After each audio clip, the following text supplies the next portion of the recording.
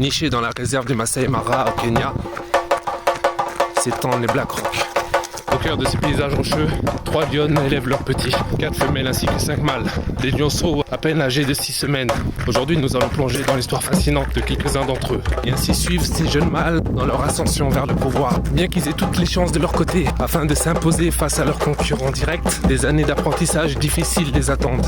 Les débuts seront vallonnés d'échecs et la mort ne sera parfois évitée que de justesse. Durant 2 ans, nos 5 mâles sillonnent le centre de la réserve du Masai Mara. S'ils se déplacent en solitaire, ils finissent toujours par se retrouver. La savane recèle de danger pour un jeune lion isolé.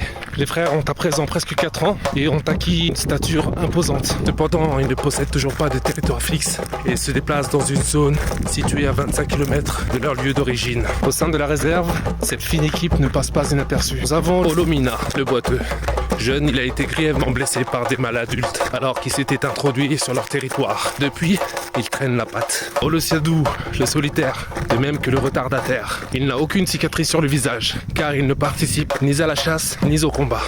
L'Orkouloup, il fait souvent bande à part et n'apprécie guère les affrontements violents. Orpadan, le chasseur, toujours en tête, le premier à arriver sur la proie. Sûr de lui, c'est un combattant déterminé. Et enfin Olobor, le mâle dominant, le chef incontesté de la fratrie. C'est lui qui a tué leur jeune sœur étant petit. Il se montre souvent agressif et brutal. Eux deux, ils président le destin du groupe. 2 ans après leur expulsion, ils reçoivent la visite surprise de leur mère. Elles ont dû à leur tour quitter le territoire, chassées par une grande troupe venant de l'est de la réserve. Les 3 mères sont accompagnées de leurs lionceaux, 3 mâles ainsi que 2 femelles. 13 au total. Cela commence à faire beaucoup. Les 5 frères comptent sur leur mère expérimentée afin de ramener des proies pour tous. À leur vue, les proies sont prévenues et ont le temps de détaler. Nos 13 lions défendent aucun territoire et évitent tant que possible leurs congénères.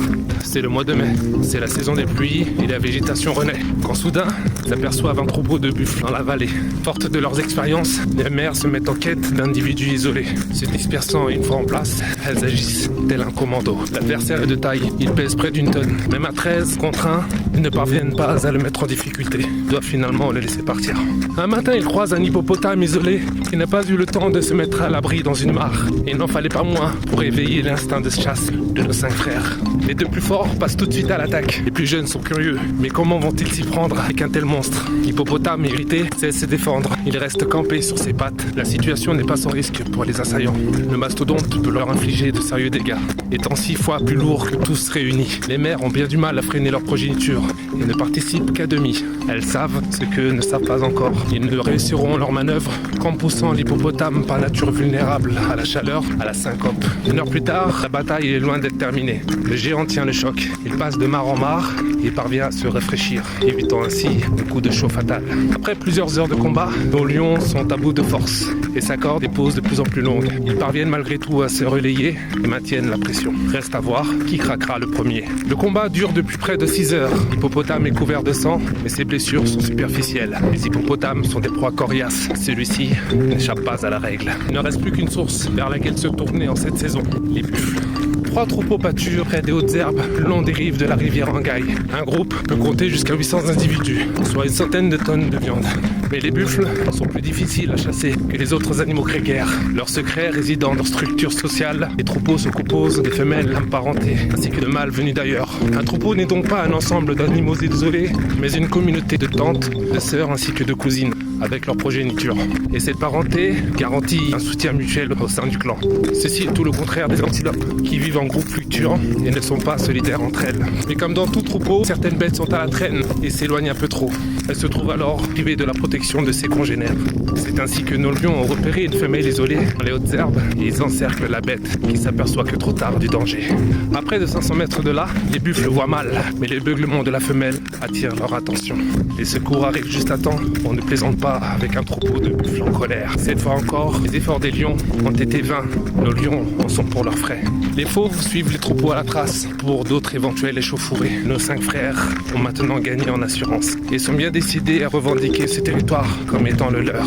C'est à la fin du mois de juin que la période de disette est enfin terminée et que les premiers grands troupeaux de zèbres arrivent depuis la partie tanzanienne du Serengeti. Cette arrivée a de quoi réjouir nos lions. Les lions ne sont plus légères, par conséquent plus agiles que les mâles. Ce n'est donc pas seulement par paresse que les lions délèguent le travail aux femelles. Les deux frères dominants, Olador et Orpadan, parcourent leur territoire avec une confiance renforcée. Ils règnent désormais sur près de 100 km². Si les proies se font rares dans ce creux de la vallée près de la rivière Angaï où poussent ces hautes herbes, à la saison des pluies, les terres deviennent un vrai pays de cocagne grâce à la migration des buffles. Pour sa sécurité, la troupe peut compter sur Olobor et Orpadan. Seulement voilà.